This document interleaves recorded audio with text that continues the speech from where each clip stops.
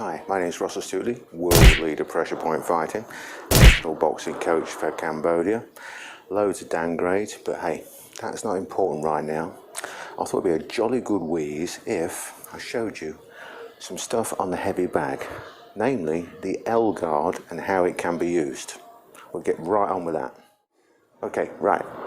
Important thing to remember on the heavy bag is that you've got to treat it like it's a real person.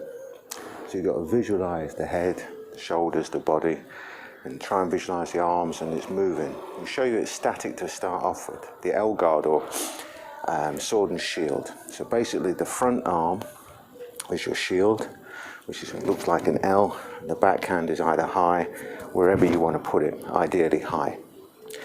So how can you use it on the bag? Well, you can think of it like that you've got your shield, your forearm, against the side of their head, against the side of their neck. So you're controlling the head and the posture of your training partner, of your opponent, like this, so that you can then throw in your shots. So from this side, so you can see what I mean. If it's here, move this arm out of the way.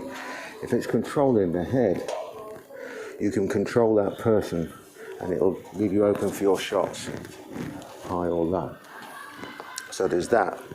So you control them high. Now you must take the weight of the bag when you do it. So if you imagine the bag's out here, take the weight of the bag so you're used to having something pushing against your arm. Don't just place your arm on there, because that's not as realistic as taking the whole weight of the bag.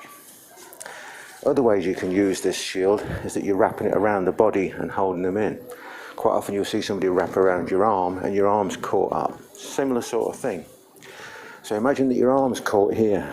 Now, what can happen is that they can throw hooks to your body from here if your arm's in like this, and you can get hit in the body. So one thing to practice is to turn your hand palm down and lift the elbow up. Once that elbow is up, it's very difficult for those body hooks to land. If they do, they're just touching you. They're not hitting with any amount of power. At the same time, you're going to put your head on the shoulder on the other side, so that your head is nice and safe and you're keeping your body safe whilst you're doing something with your other hand. So from this side, so you can see what I mean.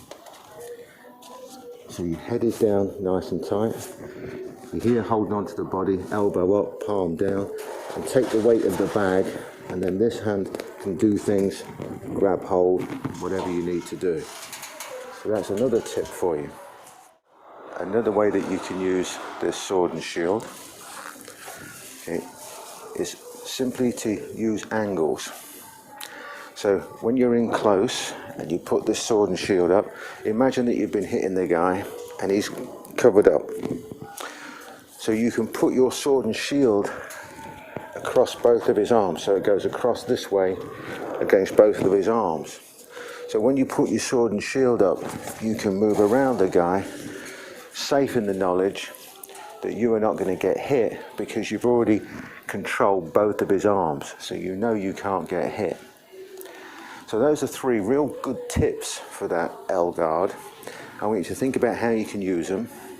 Think about using them nice and fast on the bag, throwing in your combinations before and after, and keeping yourself safe whilst you're doing it.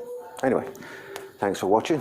Remember, like, subscribe, or don't subscribe, comment, don't comment, whatever you want. I'll tell you what, they're really good tips. Catch you later.